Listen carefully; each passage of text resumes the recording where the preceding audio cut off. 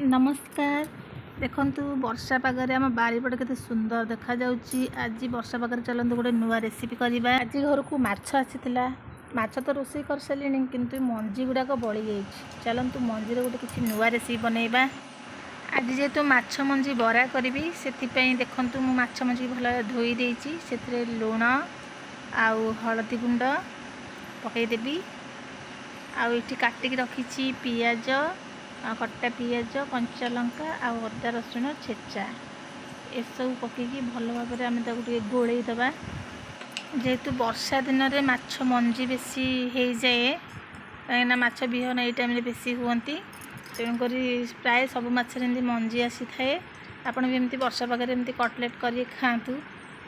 देखो भल भाव मुझे गोलई देइची। देखो यहपरी भल भाव गोलई देवे कहीं टेढ़ा हो जाए भल भाव गोलई देवे। आउ एपटे मु प्यान बसैकी रिफाइन ऑयल पके देइची आउ टिके गरम होगा छाड़ी देउची।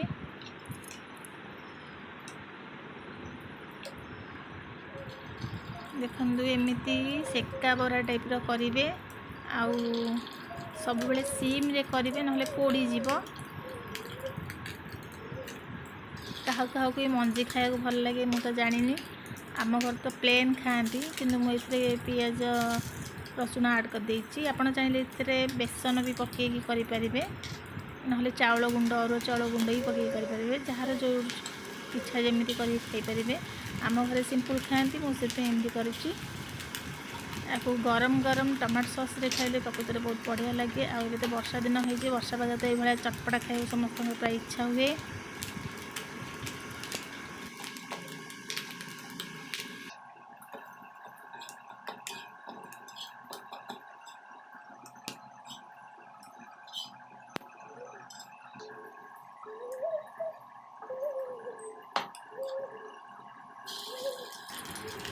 यहीपरी बाकी तक गोलणी जहाँ थी ताकू भी मुझे बरा कर दूची। आउ देखु बहुत छिटिका ये पड़ुची माछ मंजी देहरे पड़ जाए दूरे की रखी करुवे।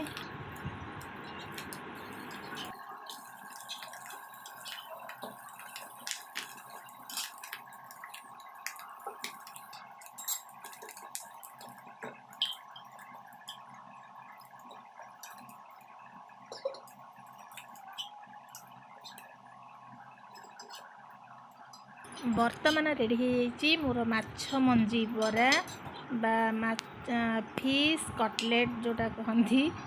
बर्तमान तो मुझे चली टमाटो सॉस लगे खाइबी टी गार्निश मुझे पुदीना पत्र और कंचा लंका टी दे देइची।